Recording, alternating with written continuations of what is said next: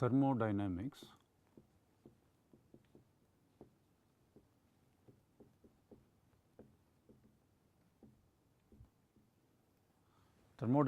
is the basis of all sciences.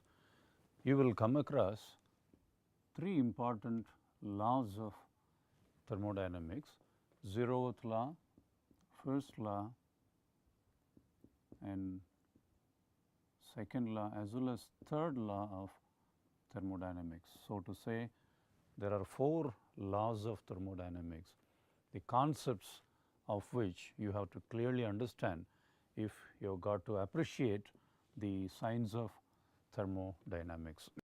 If you look at the zeroth law of thermodynamics, it states if a body A is in thermal equilibrium with body C, and there is a body B which is also in thermal equilibrium with body C, then these two bodies are also in thermal equilibrium. So, this is what is a statement of zeroth law. What is significant here? You simply say body A is in thermal equilibrium with body C, body B is in thermal equilibrium with body C, and these two bodies are then going to be in thermal equilibrium. It is a very logical statement. What is so big about it? Zeroth law is a law which gives the basis for temperature measurement, gives the basis for measurement of temperature,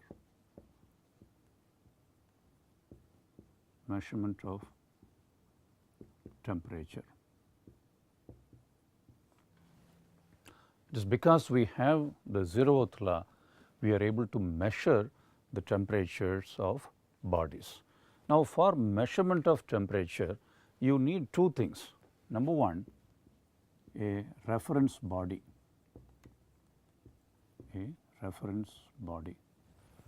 and number two, some characteristics of the body,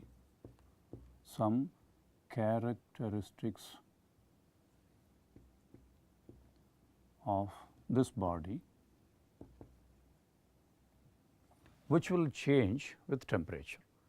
You need a reference body and some characteristics of the body which will change with temperature. Now, you can consider mercury which is filled in the capillary tube as the reference body. You have got mercury inside.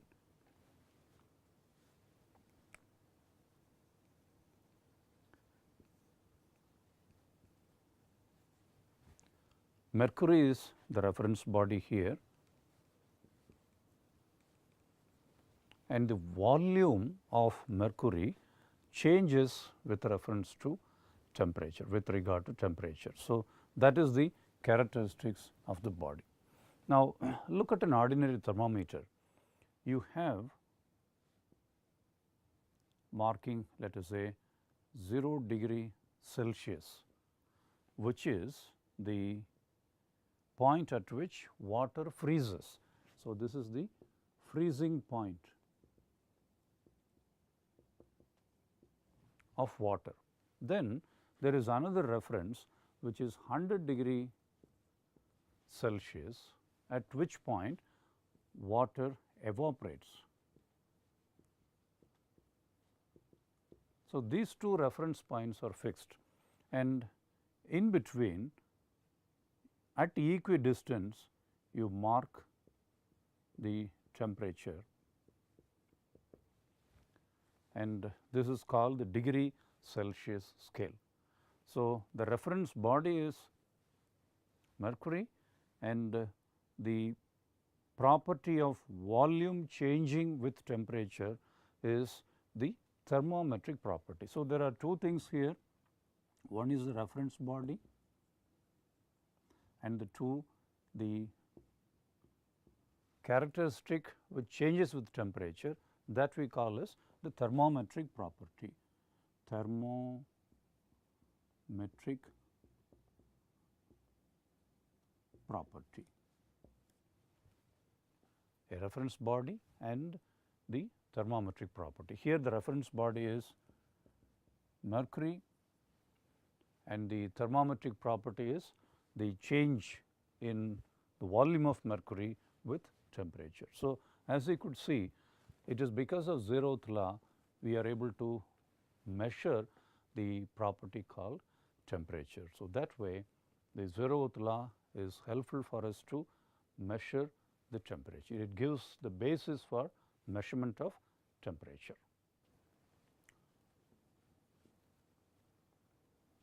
First law of thermodynamics, we have seen that it is basically a law of conservation of energy, law of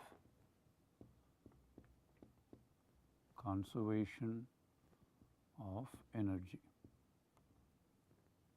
It tells us that energy can neither be created nor destroyed.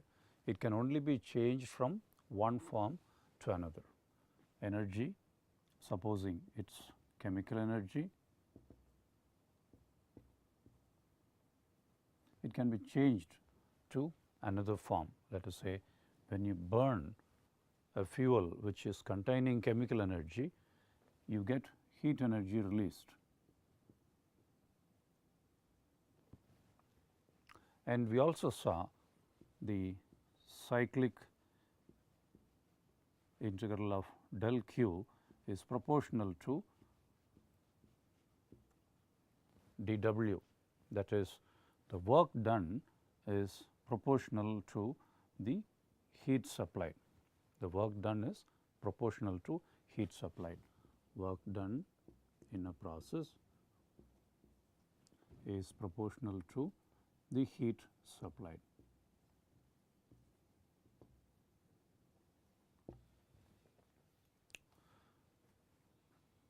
But then what is the need for second law?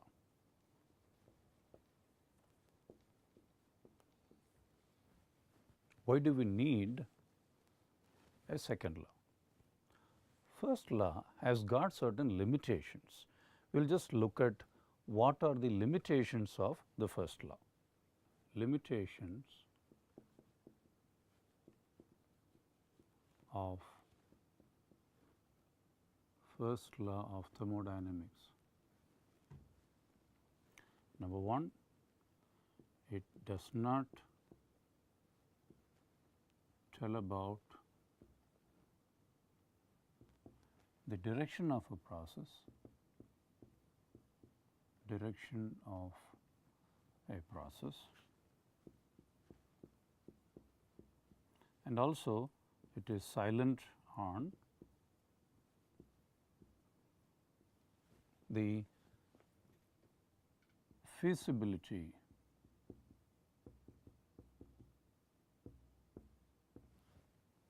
or the spontaneity of the process. Spontaneity of the process. And it does not tell us about the quality. So, we need a law which can take care of these things.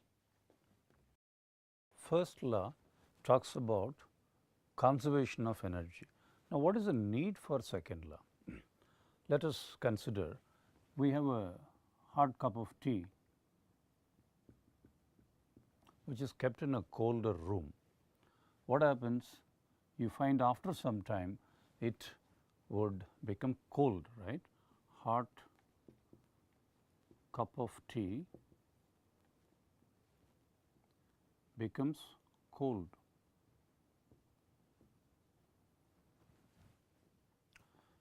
And let me put in a cup of cool drink some ice cubes. You will find after some time the ice cubes melting and it mixes with water, right? Ice cubes in cold cup of drink.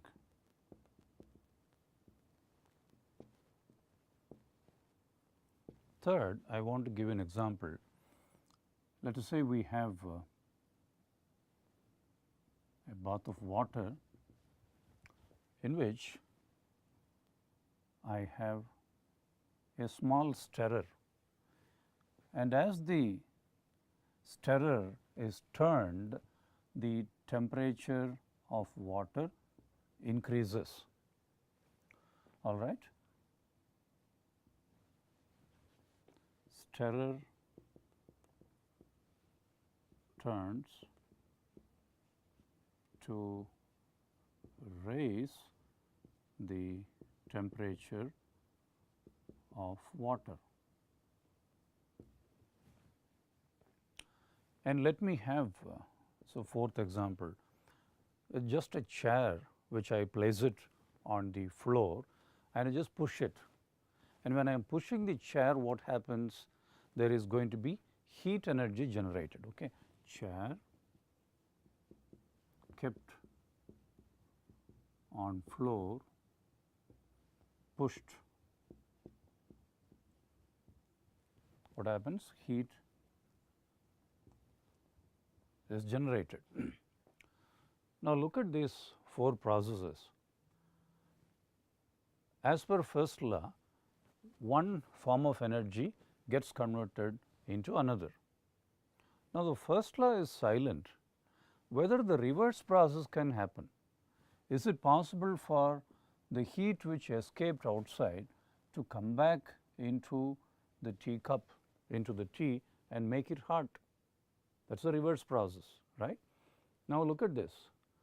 We had ice cubes are melted and they have mixed with the cold drink. Is it possible now for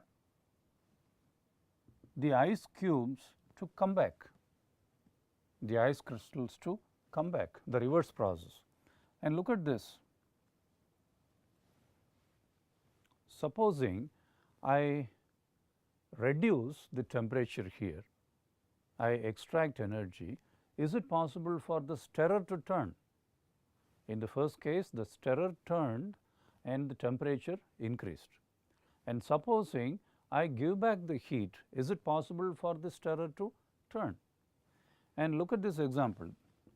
I kept a chair on the floor and I pushed it, and that resulted in some generation of heat. Now, if I give back the heat, is it possible for me to move back the chair to its original position? Now, the first law is silent on, let us say, the direction of process. First law is silent. It does not give a clarity on the direction of the process. Similarly, whether it can happen, what we call as the feasibility of the process.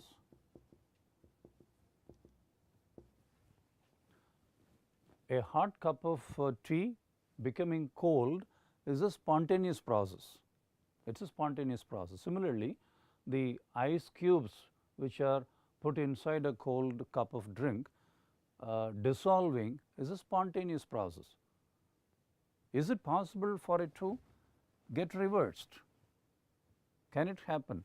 Second, the first law is silent. So, first law has got these two limitations. It does not tell about the direction of the process and it does not tell about the spontaneity or the feasibility of the process. So, these are the limitations of the first law, because of which we are not able to assess what is the quality of the energy that is transferred. First law tells about quantity, first law is okay about the quantity. But then when it comes to quality, the first law is silent, and so we need a law which would state about not just the quantity, the quality also. That is why we need to go for another law which tells us about the duration of the process and also whether the process can happen, that is the feasibility of the process. Before we go further and look at the second law of thermodynamics, I want to introduce to you this term RSS. What is this? This is a reservoir and this is a source, and finally, as for sink. This is going to be very important. I want you to very clearly understand the definitions for each of this: reservoir, source and sink. What is a reservoir? Reservoir can be taken to be a very large body to which a finite amount of heat can be supplied, or from which a finite amount of energy can be extracted without any change to its temperature. A large body from which a finite amount of energy can be extracted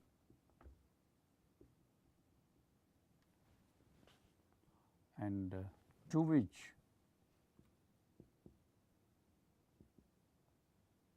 a finite amount of energy can be rejected without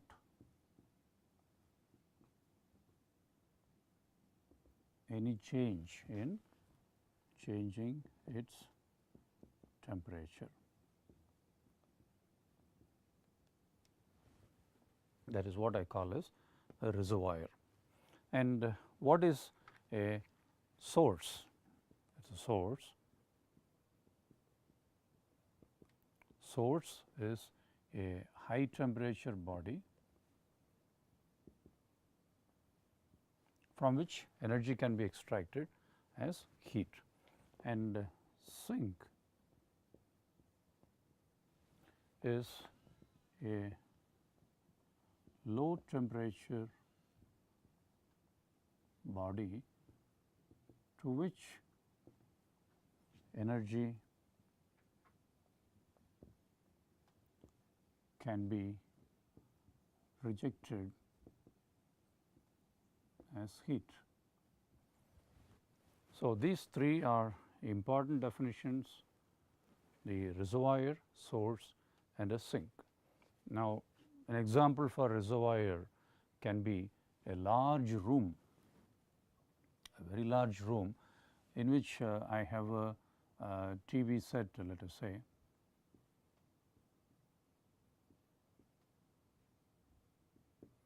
and as the TV is operating, you will have some heat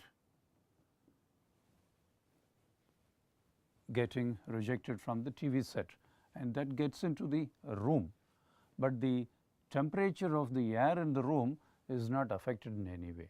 So, we can say the air inside the room is a large reservoir. Okay. So, reservoir, source and sink are important definitions. We have seen a reservoir,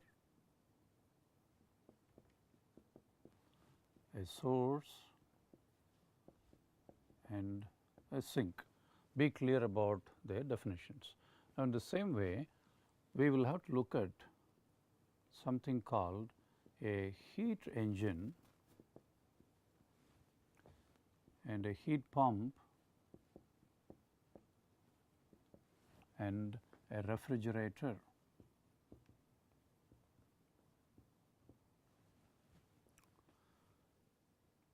Now, to put simply, a heat engine is a device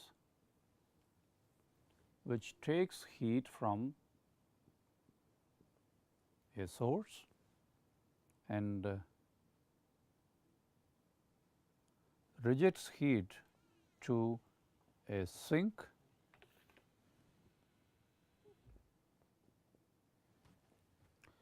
and in the process it gives some work output. So, heat is taken from the source, let us say Q1 is taken and heat is rejected to a sink and then some work is done. Now, we can say here what is its efficiency.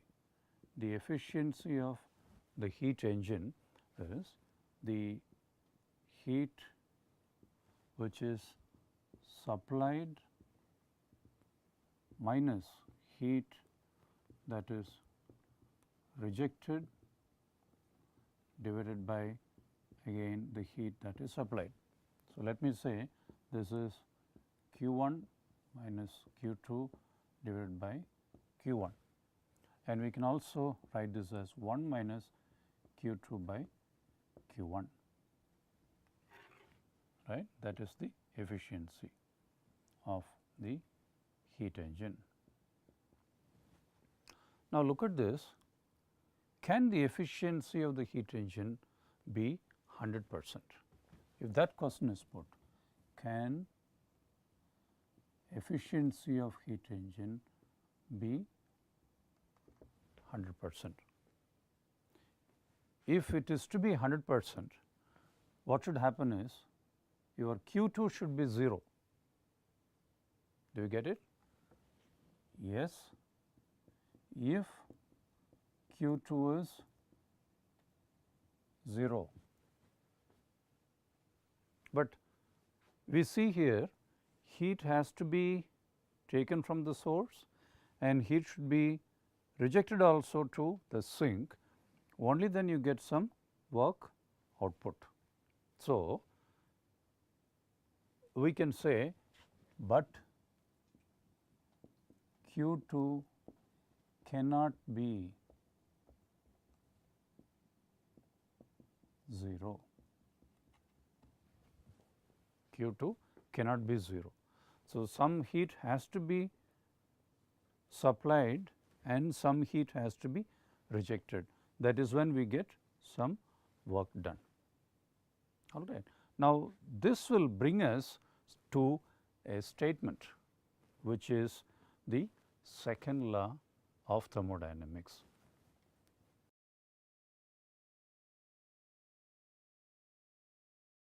We saw efficiency of the heat engine is equal to 1 minus Q2 by Q1. And we also saw that Q2 cannot be 0. So, we had a setup like this. Heat is taken from the source and heat is rejected to the sink. Okay. Now, if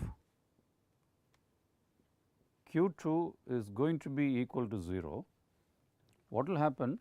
You will not have this.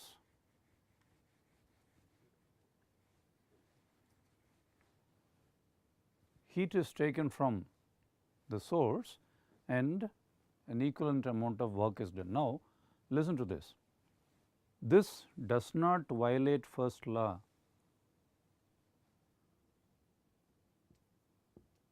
Not violating first law, because first law says the work done is proportional to the heat supplied. Some work is done, some heat is supplied. This is not actually violating first law, but can this happen? It cannot happen. So, what is the meaning? I make a statement like this: it is impossible to construct a device which would absorb heat from a source and will do equivalent amount of work. It is impossible to construct a device which will take heat from the source and perform an equivalent amount of work, and such a device is called a perpetual motion machine of second kind. We call it PMMSK, perpetual motion machine of second kind. So, this particular statement is called the Kelvin-Planck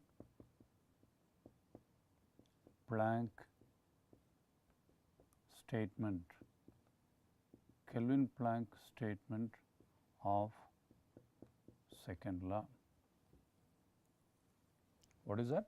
It is impossible to construct a device which, while operating in a cycle, takes heat from a source and delivers an equivalent amount of work. Now, you see that according to first law this can happen, but then second law only states that a perpetual motion machine of second kind is not possible. So, that is Kelvin-Planck statement of second law. The second law tells about the quality of the work also, and second law makes it very clear, and we have also seen it here. Efficiency of the heat engine cannot be 100%. If it is going to be 100%, your Q2 should be 0. If Q2 is going to be 0, this is the case, and that is a perpetual motion machine of second kind. So, that is the statement of second law, Kelvin-Planck statement of second law. Please read it thoroughly.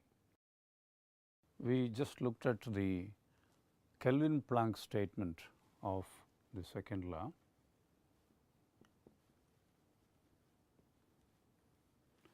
There is another statement of the second law, which is the Clausius statement.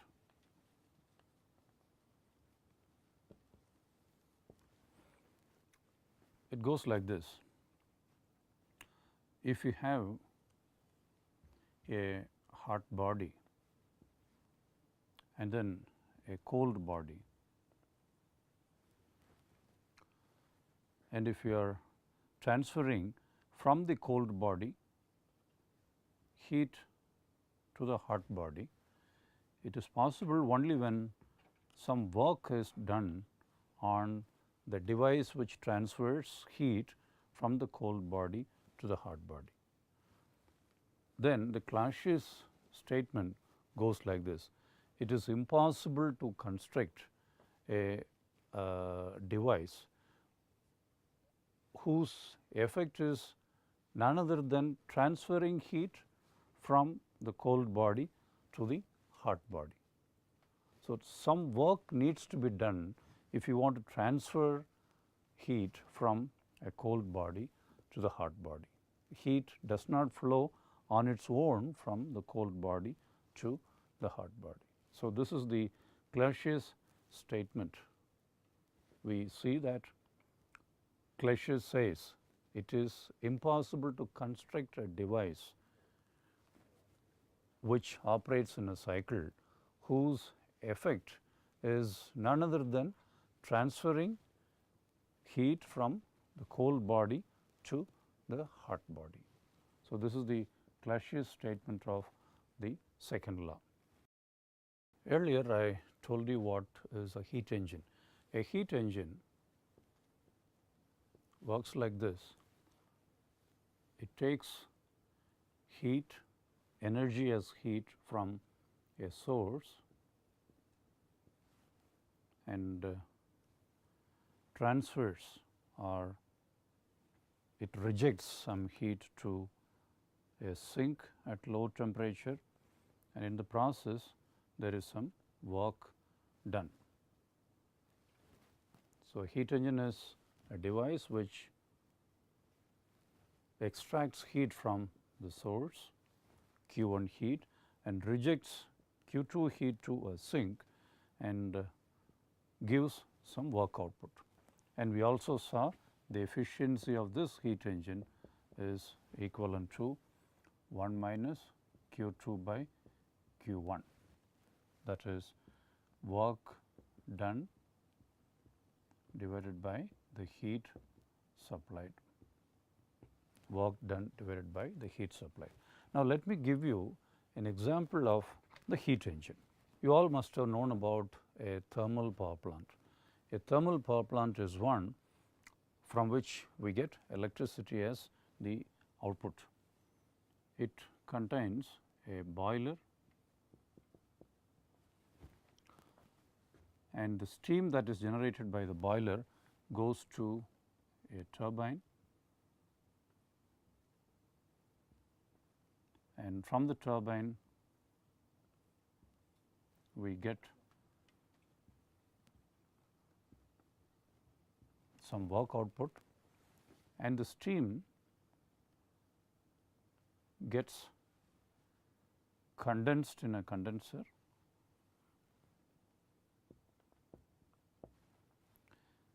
and later gets pumped. The condensate gets pumped and then it goes back to the boiler. Once again, steam is generated by this boiler and it goes to a turbine. The high pressure, high temperature of steam is extracted in the turbine as work output, and we have the low pressure, low temperature steam going to the condenser, and we supply cooling water to the condenser, and the low pressure, low temperature steam gets condensed, and as condensate it gets pumped by the pump, and to the pump we deliver some work WP, and back to the boiler the feed water goes for one more cycle of operation. Now, in the boiler what happens? We have some heat input. A fuel is burnt here and the heat gets released and it goes to the water in the boiler, and the water gets converted into steam. And in the condenser, the steam rejects its heat to the cooling water. So, the cooling water is supplied to the condenser here, and then the cooling water comes out as hot water. It is taken to the cooling tower, cooled and then brought back. So, here is some heat rejection happening. Q2 is a heat rejection. So, now in this case, suppose you consider this as a system. We can see there is some heat input into the system by way of burning the combustible fuel, and there is heat output from the system. The condensate or the low pressure steam rejects heat to the condenser, that is the water, cooling water in the condenser, and this is the heat that is output. Now, this can be taken as a heat engine. Now, what is the efficiency of the heat engine? We already saw it is heat supplied minus heat rejected divided by heat supplied. And we can also say it is net work done divided by heat supplied. And what is net work? It is WT minus WP. WT is the work output we get from the turbine, and WP is the work input we give to the pump. So, this is the net work that is happening divided by the heat supplied Q1, and the efficiency can also be mentioned in terms of heat supplied minus heat rejected. It is going to be Q1 minus Q2 divided by Q1, and further reduced, this will become 1 minus Q2 by Q1, 1 minus Q2 by Q1 is the efficiency of the heat engine. We are looking at three important devices. One is the heat engine, then we have a heat pump and a refrigerator. So, in case of heat engine, we saw there is a source. From the source, heat is taken and heat is rejected to a sink and some work output is there. So, this is a heat engine. Now, look at a heat pump. What is a heat pump? In the case of a cold climate in cold countries, we have the room heater devices. So, it works like this. We have a source and then we have a sink. Now, this is at a lower temperature and the source is at a higher temperature, and heat is taken from the atmosphere. Heat is taken from the atmosphere and pumped inside the room. So, that is how room heating devices function. Okay.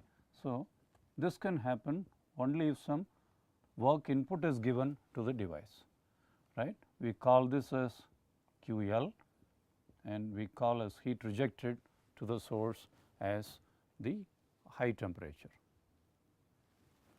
Okay. So, we have low temperature heat transfer happening from low temperature to a high temperature. Now, this cannot happen without the help of an external agency. So, we have work which is done on the device and heat is transferred from a low temperature body to a higher temperature body. Now, in this case we define a term called coefficient of performance. Now, what is this coefficient of performance? If this happens to be a heat pump, COP of the heat pump is going to be QH by the work done. And what is work done here? W is equal to QH minus QL, that is work done. And look at a refrigerator. Now, what happens in a refrigerator? In a refrigerator, you have the inside of the refrigerator at a low temperature and heat is taken from the low temperature body and it is rejected to the high temperature environment. So, in that case the COP of a refrigerator will be equal to QL by the work done. So, this is COP of the refrigerator. So, in a heat pump, heat is taken from the atmosphere which is at a lower temperature and pumped inside the room which is kept at a higher temperature. And the refrigerator, what happens? We are taking heat from the low temperature environment inside the refrigerator and we are pumping it outside. So, from the low temperature body to a high temperature body, heat is transferred and that is possible only when work is done on this system. So, we have looked at three important devices: a heat engine and heat pump and a refrigerator. Heat engine, heat pump and a refrigerator. In case of a heat engine, we can define efficiency of the heat engine, as we saw it is 1 minus Q2 by Q1. And in case of a heat pump and a refrigerator, we look at the COP.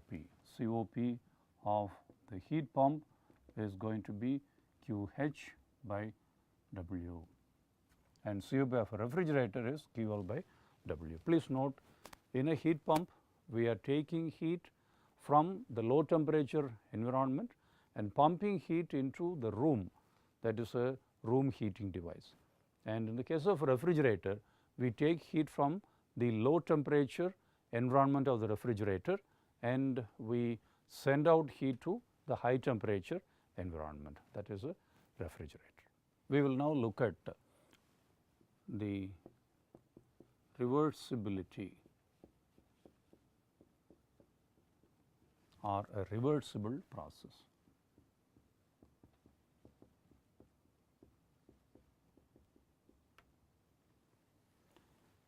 This is an interesting concept. Let us say I have a cylinder and there is a piston on top and there is some gas contained inside.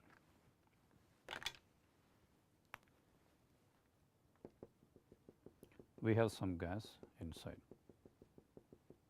okay.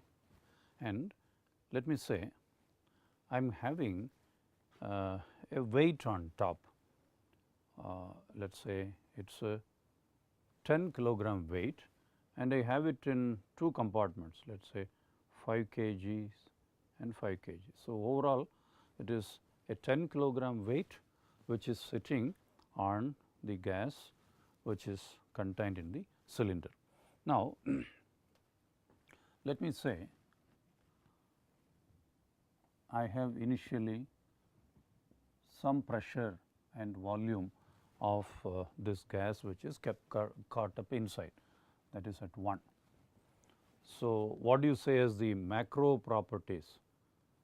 Macro property of pressure, volume, temperature.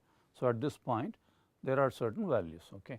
So, let me say the temperature here is P1, volume is V1, temperature is T1, pressure is P1, volume V1, temperature T1. Okay. Now, I am just lifting 5 kilogram of weight. When I lift 5 kilogram of weight, what will happen?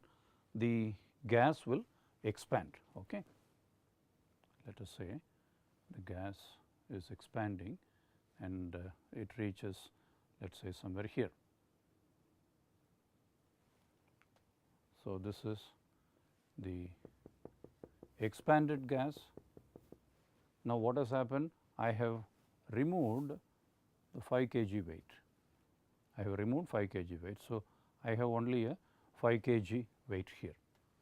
And now, let me say the macro properties are P2, V2 and T2.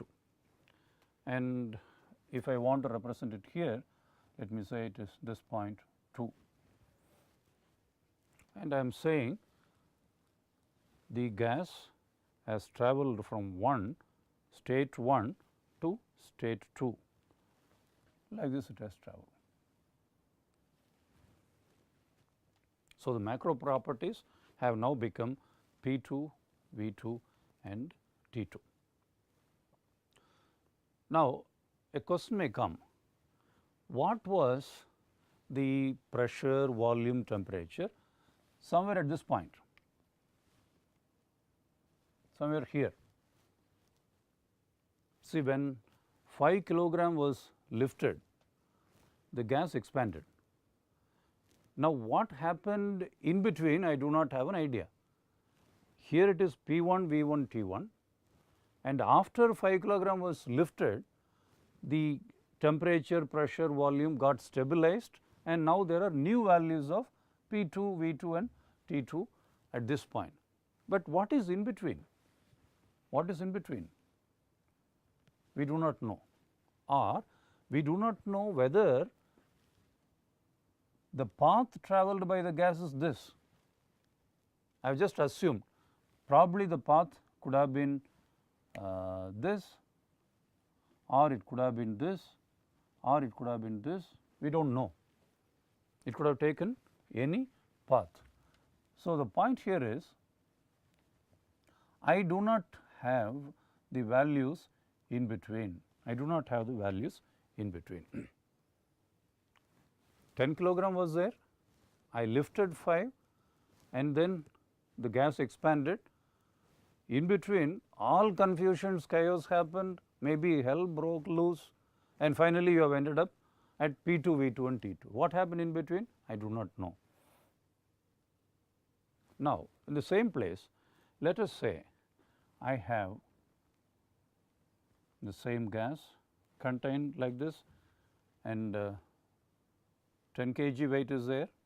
Now, this 10 kg weight, I am just putting it in small measure of 1 gram, 1 gram, 1 gram, 1 gram, 1 gram.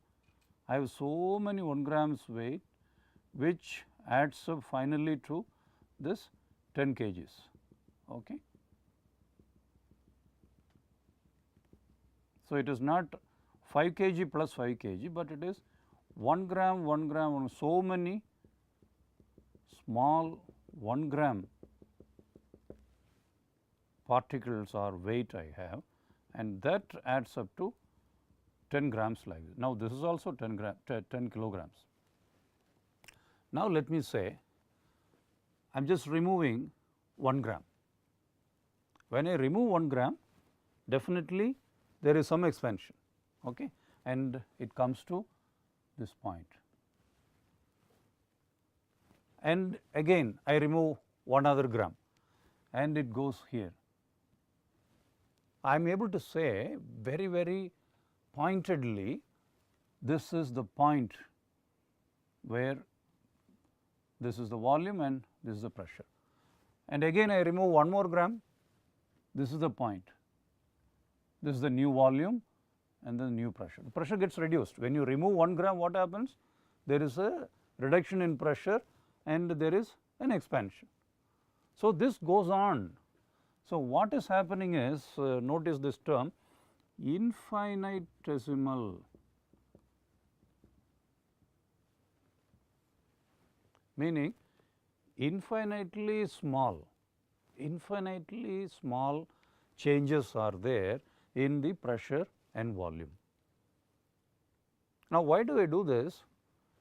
1 gram I have taken away and the pressure and volume it changed, pressure got reduced, volume expanded.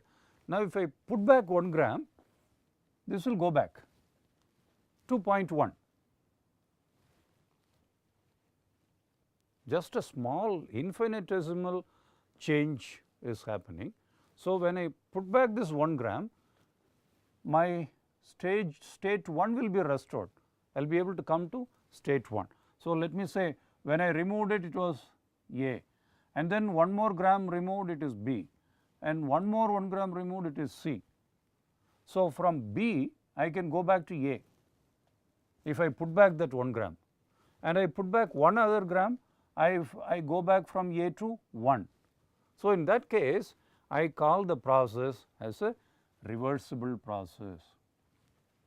In the reversible process, I am able to restore the original conditions of pressure, volume and temperature of the gas. But is it possible in practice? In practice, it does not happen. In practice, all the processes that are happening are irreversible process. In the sense, I cannot restore the condition going back along the same route. It is not possible. So, in all the reversible processes, infinitesimally small changes are happening. So, it consumes a very long time. So, the characteristics of an reversible process are, number 1, it is very small changes only take place, and number 2, it is a very long or very time consuming, let us say, a very time consuming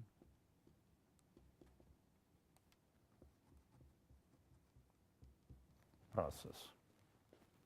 So, remember this, instead of removing half of the weight, I remove the weight in very small quantities. I call it as infinitesimal quantity. When that happens, I can restore the system back to its original state, and I call that as a reversible process. But in practice, you do not find any process to be reversible, and all processes suffer from what is called irreversibility. Irreversibility.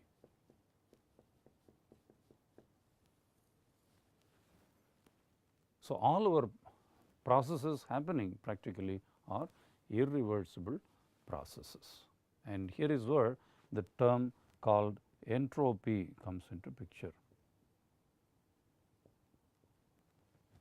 And in short, entropy is a measure of disorderliness, a measure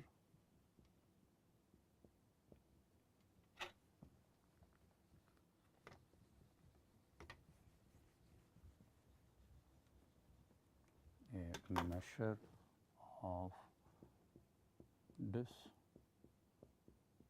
disorderliness.